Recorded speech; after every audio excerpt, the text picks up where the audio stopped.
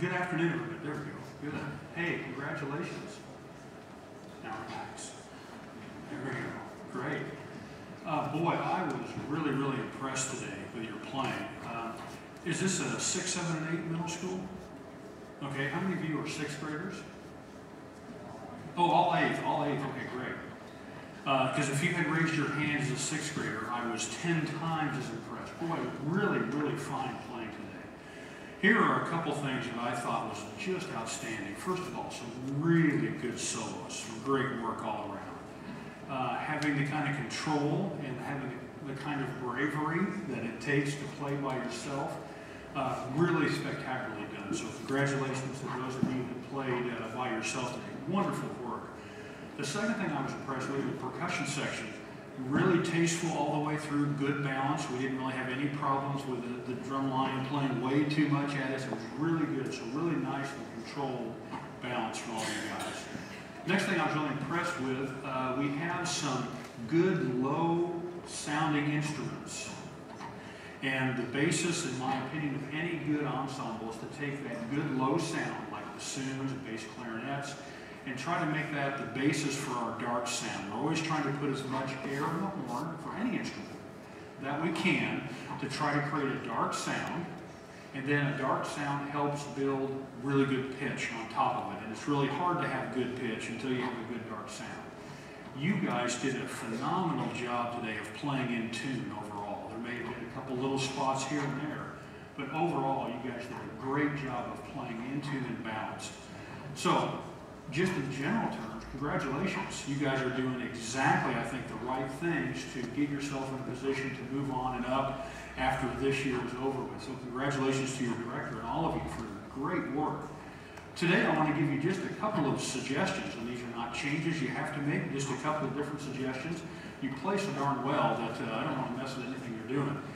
I want to talk to you about the Gillingham. I'm not going to make you play that again today, but I want to talk to you just a little bit about it. This was probably my favorite work, although I don't know if it was your favorite or not. But you played this so very well, nice and controlled. I really want to congratulate you. One of the things that we're hearing is long phrases. When you have a half note or a whole note, making sure you sustain the entire note. Sometimes it's easy to forget about the last beat or so. You guys did a great job in sustaining that piece, so great work. Now the Barnes, the last piece you played, towards the end, that gets a little bit high for the brass, doesn't it? Yeah. And I could tell that you guys were playing so well this entire concert, and we got to the end of the Barnes, and it was really requiring all of us to play with as much energy as we can, as much effort as we can. It really was difficult. So one of the things I'm going to ask you to do is, can I have, so who's first one? Okay, and first trumpet? Okay. One of the things that you're going to have to make yourself do, and it's really hard to do, when you get to the end of the Barnes, you get these big old notes, and the trumpets are playing higher and higher than you've played before. We really need to encourage the lower parts in the trumpets and the horns to come up a little bit stronger to support the upper voices. Sometimes we try so hard on the top voice to play it as strongly as we can. We really need the support from everyone in this section.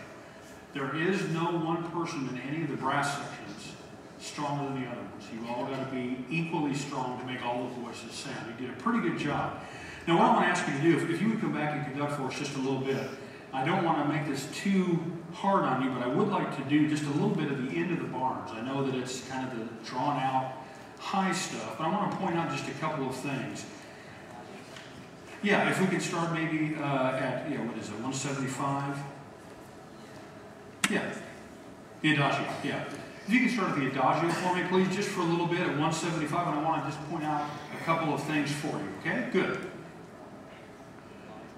I just want you to play like you did before, but what I want you to do is think of, how many of you like chocolate? Good, everyone does, good. Now what we want to try to do is we want to try to make our sound warm and dark. So we want to think like you're playing, how many of you like The Simpsons? Have you ever watched The Simpsons before? You know Uter? Little German kid who likes chocolate. We want to think of dark German chocolate, okay? We don't want to think of anything that's real light and airy. We want to think dark, warm sound. So I want you to start now, if you would, at the Adagio, but I want you to be thinking of warm air. lots and lots of warm air. Not necessarily louder, but warm air in the horn. Let's try to warm it up just like Uter would do for us, okay? Ready?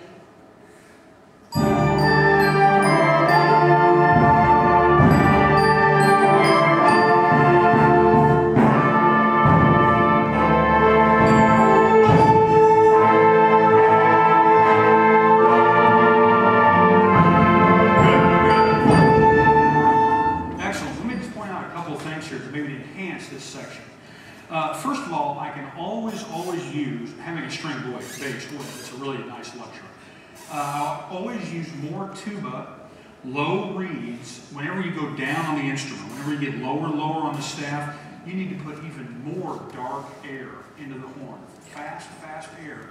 And make sure that your tongue doesn't get in the way of the air. It's just flicking lightly, okay? So for brass players, you're opening the jaw a little bit, opening the teeth a little bit, and the lower you go, the more air you got to drive right down there, okay? Second of all, horns. This is a great spot, and I need as much as you can give me there. And when you ever have the octave jump, bop, be, yum, bum, right there, that can be all the way aiming from note 1 to note 4. I don't want you to think of note 1 and 2 and 3 and 4. I want you to think of starting on note 1 and you're just putting so much air in the horn that note 4, which is the octave, just jumps right out of the page, okay? And then lastly, woodwinds. You have this really nice fortissimo pattern, dee-da-do-da-da. What I want you to do is make sure you don't rush the eighth notes. Let each one savor a little bit. Let's try it once again with those three things, please. 175 again, those three things, maybe coming out just a little bit.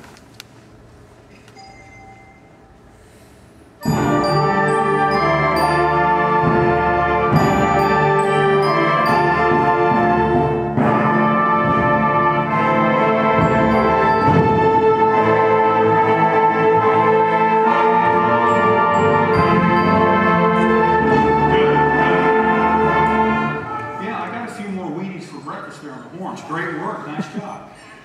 Now, woodwinds. Once again, those eighth note lines are not hard at all, right? Not hard notes at all. But if you can put a little bit more length on them, it just helps draw out this really nice and big ending. We have just enough time. I want to go back to the march quickly, if you would, please. Great work. Just a couple little things like that. Just be confident as you're going down, a little more air. Very nice playing overall. And just a couple things in the march I wanted to try. Boy, beginning with the flute and clarinet, absolutely spectacular. Great work, great work. Let's go to the very end if we could. And if we could start, please, right before the build-up. This would be about, 61. If you can find, please, 61 in the march. Yeah, 61, please. Sorry, put him on the spot.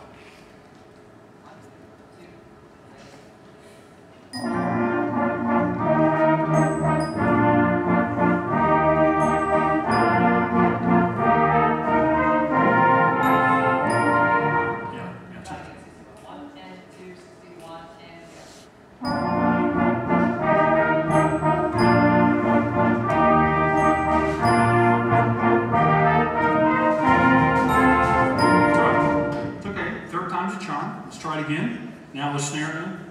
Here we go. 1 and 2 and try.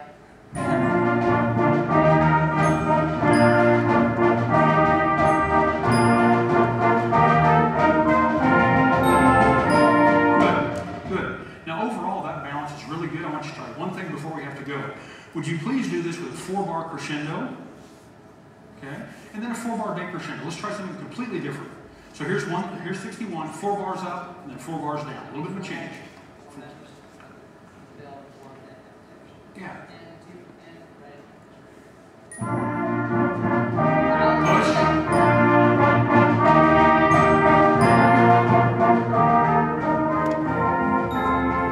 Yeah. Now the best thing about that was it's not written in here, but sometimes you as musicians can take a little bit of a chance and try something new. It makes the piece sound completely different, and it's not wrong. So just go outside the page a little bit. You guys play so well. You can now take that next level of musicianship and do some things on your own to make it sound just one notch better. But overall, congratulations and great work. Thank you for being here today. Excellent work. Thank you.